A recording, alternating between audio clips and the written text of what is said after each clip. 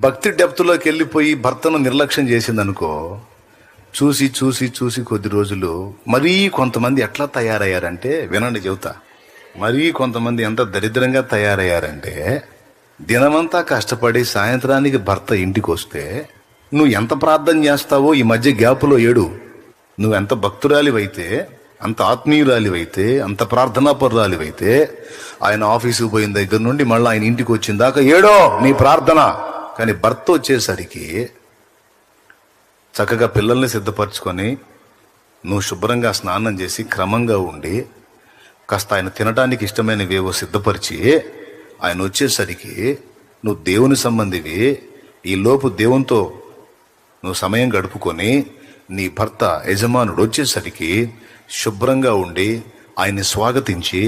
ఆయన పలకరించి కాస్త టీయో కాఫీయో ఆయన ముఖాన్ని కొట్టి కాస్త మంచి చెడు మాట్లాడు.